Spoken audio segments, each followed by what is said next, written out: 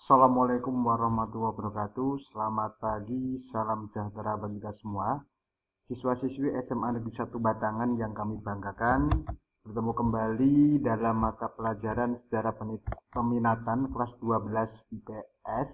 Pada kesempatan ini, Bapak berharap Anda tetap melaksanakan protokol kesehatan dengan cara mencuci tangan pakai sabun, kemudian melakukan physical distancing, dan juga kalau bepergian pakai masker.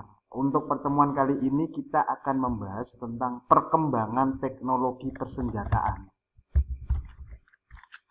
Perkembangan teknologi persenjataan tidak lepas dari adanya perang.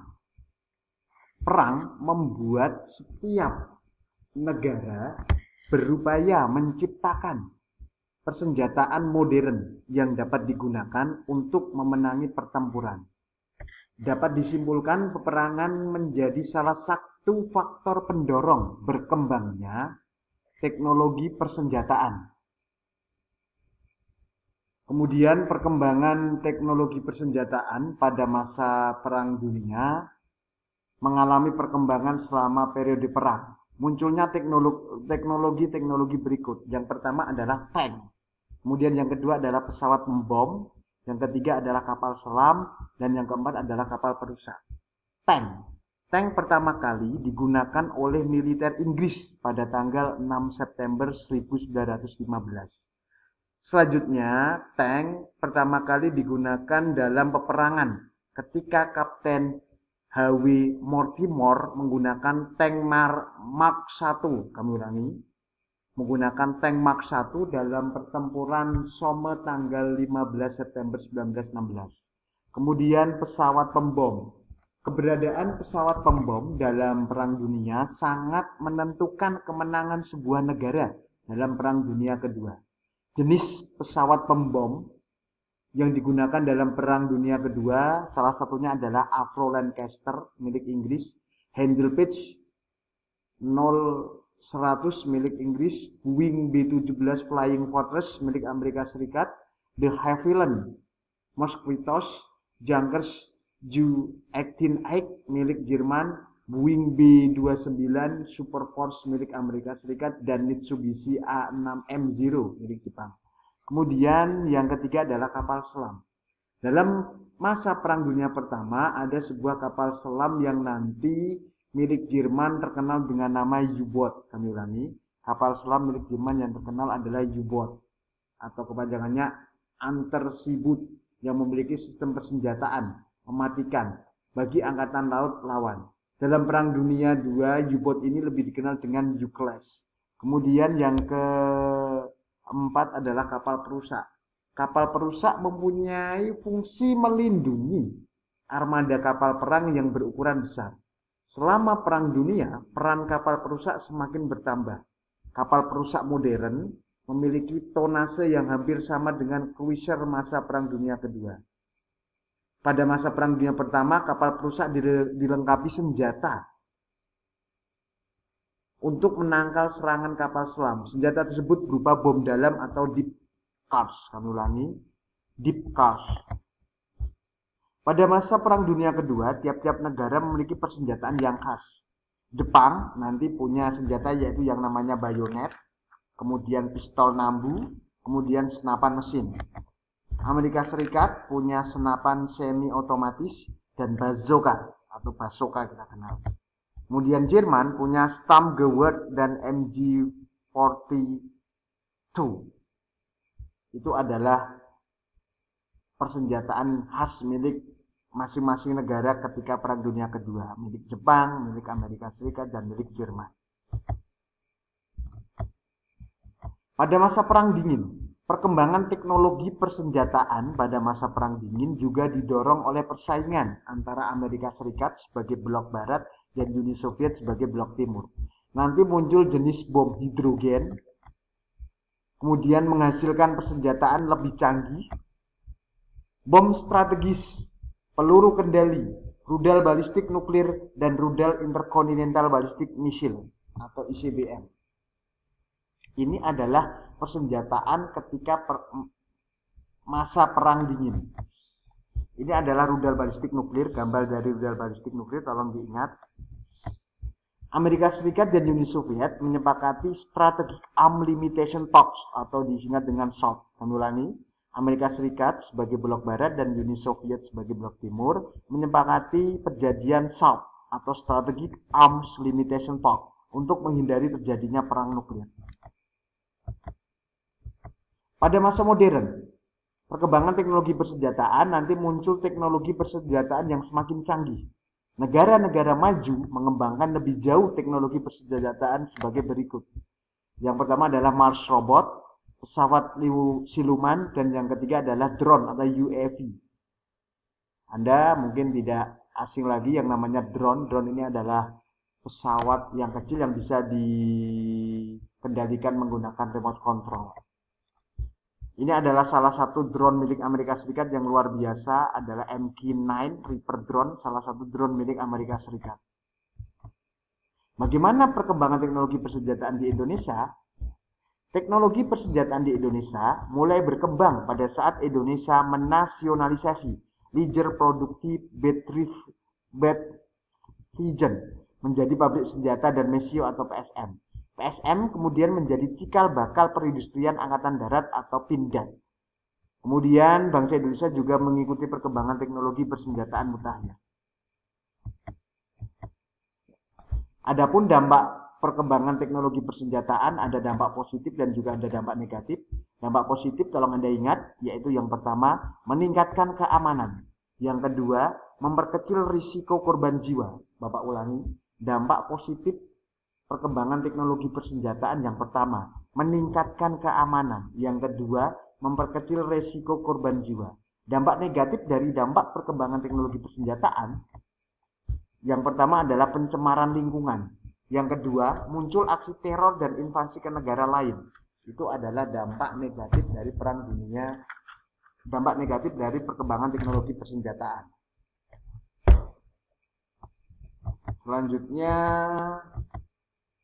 materi yang kedua adalah perkembangan teknologi informasi dan komunikasi atau yang kita sebut dengan nama TIK. Perkembangan teknologi informasi dan komunikasi nanti ditandai dengan munculnya yang namanya adalah internet. Saat ini internet menjadi kebutuhan utama sebagian besar orang. Internet adalah suatu sistem global dari semua jaringan komputer yang saling terhubung satu sama lain menggunakan Internet Protocol Suite untuk melayani pengguna di seluruh dunia. Sejarah internet berawal dari diciptakannya teknologi jaringan komputer pada tahun 1965. Data survei yang dilakukan oleh Asosiasi Penyelenggara Jaringan Internet Indonesia atau APJI pada tahun 2017, jumlah pengguna internet di Indonesia mencapai 132,7 juta orang. Ini adalah jumlah yang luar biasa. Kondisi tersebut menunjukkan bahwa internet merupakan revolusi baru dalam bidang teknologi informasi dan komunikasi atau TIK. Sejak kapan internet berkembang? Ini adalah sejarahnya. Yang pertama tahun 1960 dengan penemuan teknologi jaringan komputer, kemudian berlanjut tahun 1962 J.C. Licklider meneliti komputer di ARPANET, dan tahun 1990 Tim Berners-Lee menemukan yang namanya WWW. WWW ini adalah merupakan singkatan atau akronim. Kepanjangannya adalah World Wide Web. Kami ulangi, World Wide Web. Kemudian yang kedua adalah ditemukannya radio.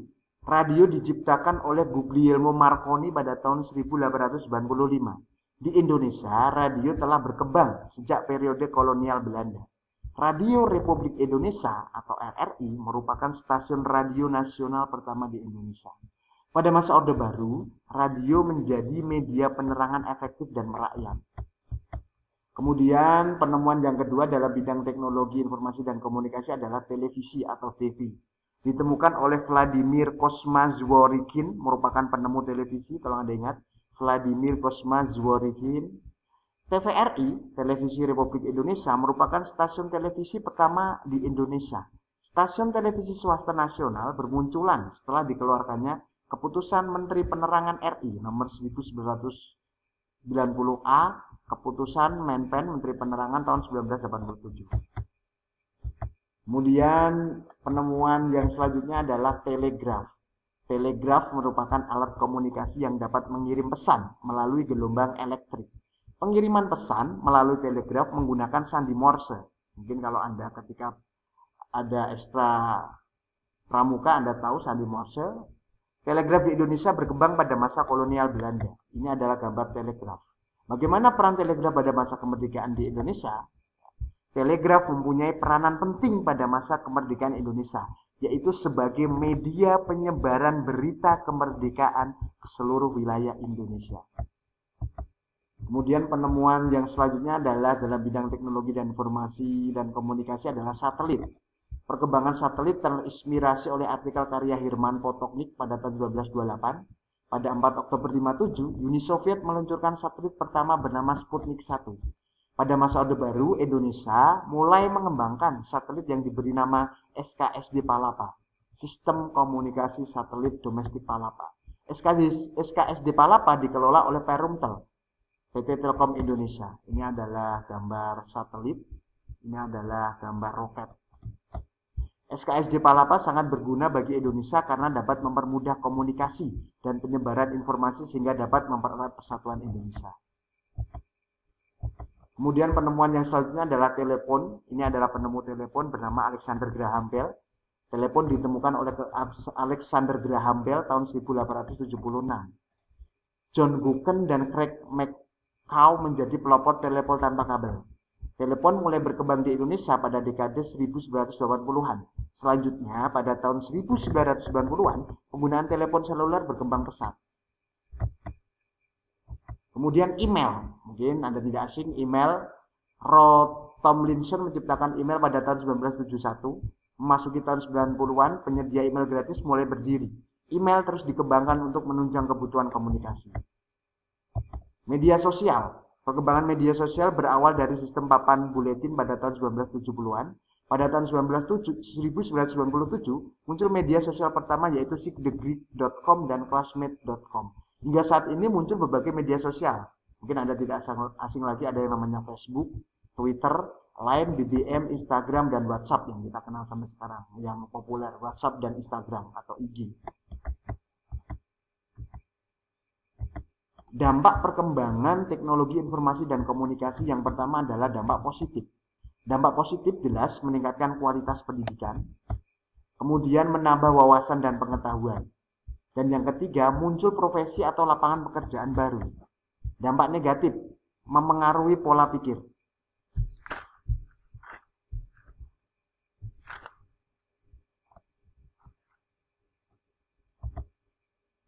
Kemudian muncul kecenderungan antisosial. Itu adalah dampak negatif dari perkembangan teknologi informasi dan komunikasi.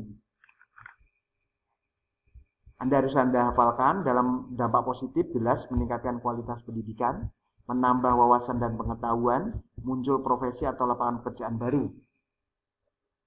Contohnya, Anda bisa lihat sekarang sosial media digunakan untuk menjual produk-produk seperti Anda lihat sekarang kan menjual produk bisa di Facebook, di Instagram, atau di Shopee. Negatifnya memengaruhi pola pikir dan juga kecenderungan antisosial. Itu adalah materi untuk pertemuan kali ini. Apabila ada yang belum jelas bisa ditanyakan via WA atau Google Classroom. Terima kasih atas perhatiannya. Cukup sekian. Wassalamualaikum warahmatullahi wabarakatuh.